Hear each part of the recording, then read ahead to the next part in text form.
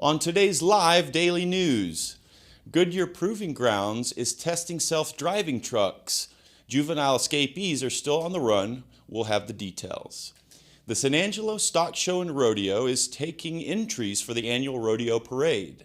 Those stories and more. I'm Matt Catrier, and this is Live.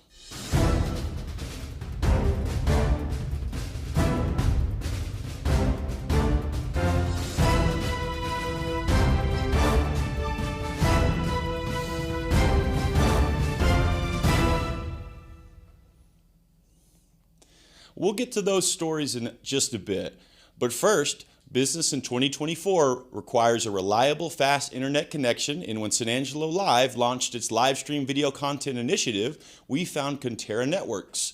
We have been streaming this news show via Conterra's 1 gig up and 1 gig down fiber internet for the past 18 months, and it rocks.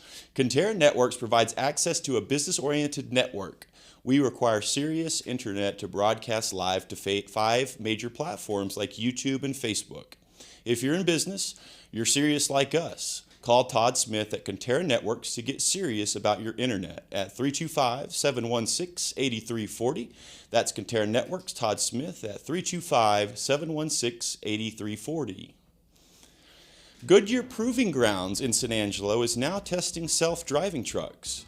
According to information from Goodyear today, Goodyear and Gatik, the leader in autonomous logistics, announced the expansion of the industry's first successful integration of tire intelligence technology into a self-driving system.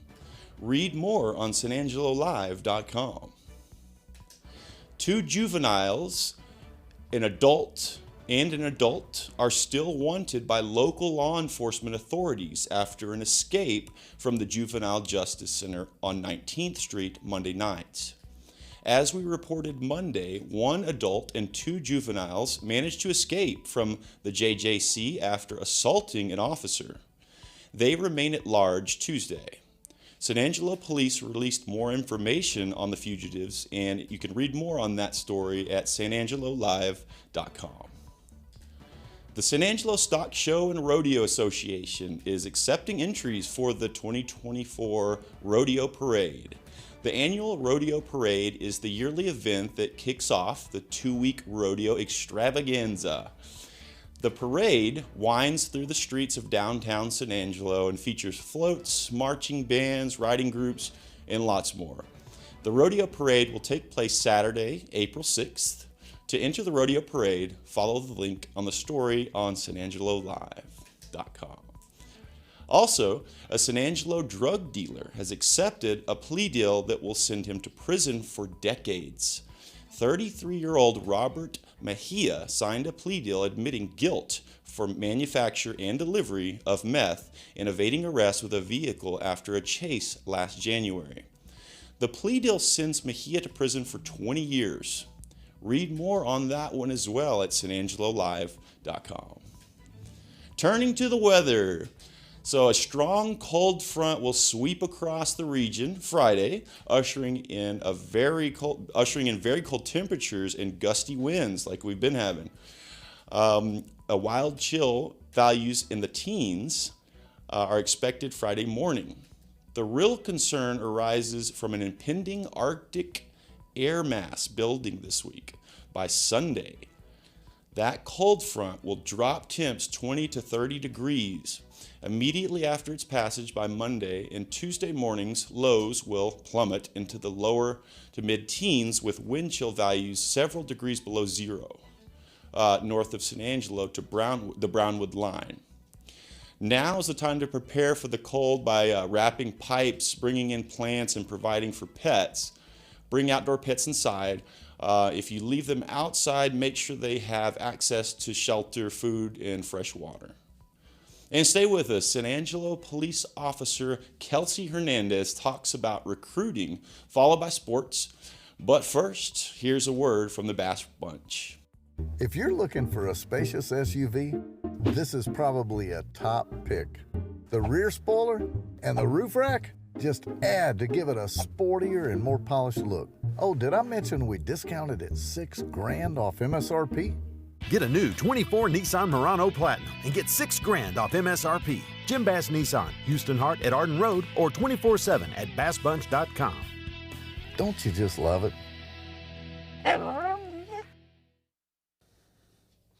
The Angelo State Ramblers extended their win streak to 5 games after they picked up 2 Lone Star Conference victories over the weekend. The Ramblers beat Western New Mexico 81-68 on Thursday and Eastern New Mexico 66-55 on Saturday. It took strong fourth-quarter performances from the Bells in both games to secure victory. Madeline Stevens had herself a career night against the Lady Mustangs when she had a double-double and dropped 26 points and 10 rebounds. Western New Mexico kept it close throughout, but the Ramblers pulled away in the end. Tay McGee Pleasant led the Ramblers to victory over Eastern New Mexico. Her 20 points, 9 rebounds, 2 assists, and a block were absolutely pivotal in Angelo State continuing its win streak. Coach Andy Ellis discussed the Ramblers' slow start over the weekend, but the resilience the ladies showed in the second half. Let's take a look. You know, it's kind of been a bugaboo for us all year is where we just can't put 40 minutes together.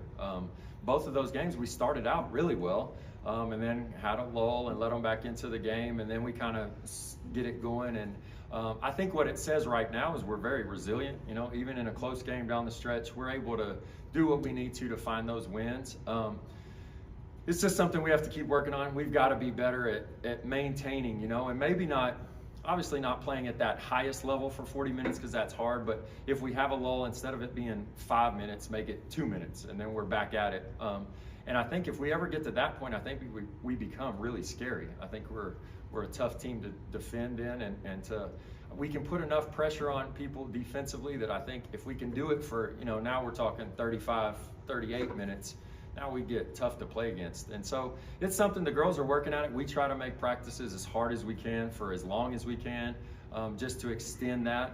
And a lot of it has to do with that bench, you know, is if they can come in and give us a boost instead of maybe being level or even a step down, then we get better. And a lot of that's getting over the youth. I mean, these guys are getting thrown into situations that even second-year players, it's tough. I mean, you're coming in for Tay and Sawyer and Maddie, who are all conference players and all Americans.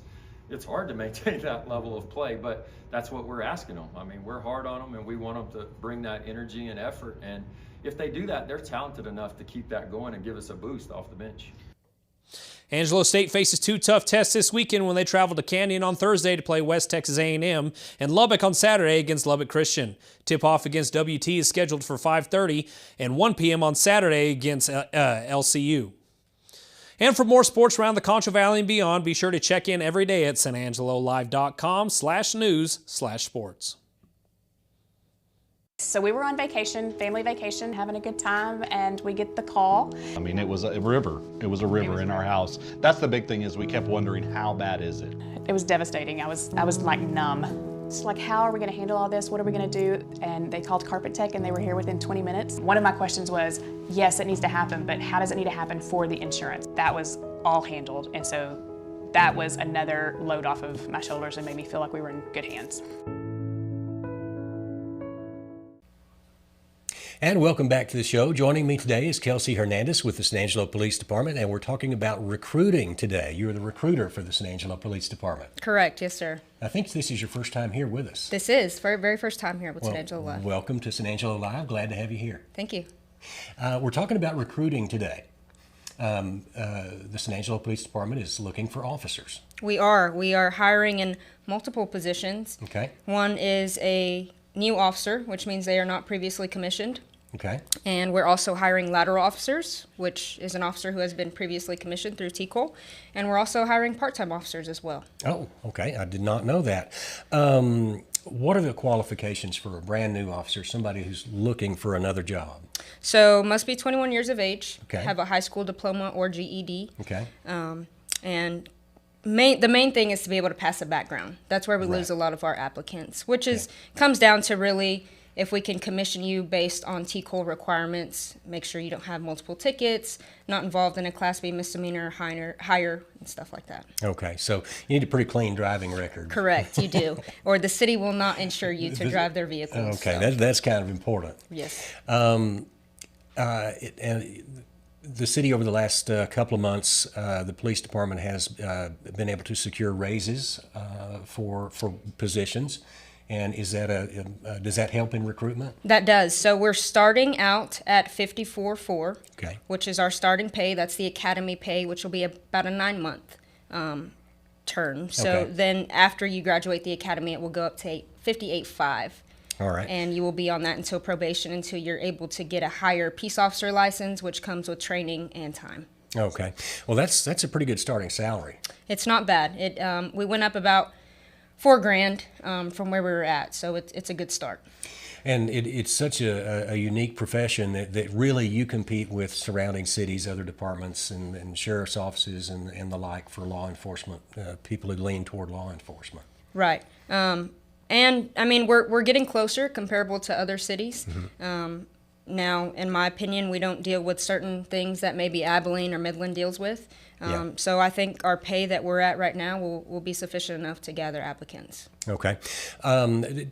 Walk me through the process. I walk in off the street. Do I take a test? Do I have an interview? What's that like? So the initial start is to complete an application with the city. You'll turn that into Human Resources at City Hall. Okay. After you get approved with the application, you take the civil service test, which All is right. a written test consisting of reading, writing, and math. Okay. If you pass that written test in the morning, you take the physical agility test that afternoon, which is a 2,000-meter row, which goes based off your height, gender, and weight. Okay. If you pass the portion of those tests, then you go into the background process, which is typically about a 4-week background, adding the polygraph. Okay. You have to pass the polygraph, and then you go to the hiring board. Okay. And just an aside, the rowing has got to be the hardest thing I've ever done. That's got to be the hardest machine in the gym. It's difficult depending on if you've never been on it before. Some people have come straight to take our test and have never been on a rower, which they find it a little difficult. But if you practice and you know the time that you have to beat, which is located on our website, you can look at the chart and find exactly what time you need in order to pass the test. Okay. And I did not know that either. So what about those positions? You mentioned that you're also hiring part-time. Part-time officers, yes. We're allowed about 16 is what the city allows us, and that's approved based on the chief if they need part-time officers for patrol or other divisions where we're lacking. Now, are those certified folks who've been certified before? Correct. Correct. They have to be certified through TCOL prior. Okay. And when this window is open now to apply? Correct. You can apply now online or at City Hall. Application deadlines are February 23rd, and the actual civil service test is March 1st. Okay, so that's coming up pretty quick. Correct. We're down to our 60-day mark. So. Okay. This is a point, Kelsey, where I generally leave something out. I generally forget something. So if I have, the mic is open. It's yours. So there you go.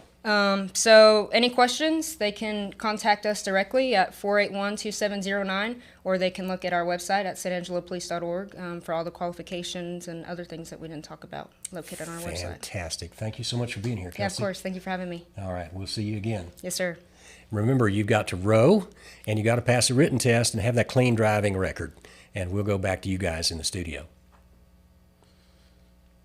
If you have been injured, call J. Chandler Law. You want an honest partner who will tell it to you straight. A proven advocate right here in town. Together, let's hold them accountable. When it comes to unique pieces you can't find anywhere else, Kano's Diamonds and Coins is your one-stop shop. With over 24 years in the diamond and coin industry, Kano's Diamonds and Coins is West Texas's choice for diamonds, jewelry, coins, silver, and gold. Owner Bill Cano stands by his work and offers free consultations, including estate jewelry. Don't just trust anyone with your valuables. Come see the staff at Cano's at 1016 West Beauregard in San Angelo. Well, that's our news for today. Thanks again, guys, for watching the only locally owned news show in the Concho Valley and for making San Angelo Live the most read news source in the Concho Valley. We'll see you tomorrow with the same thing.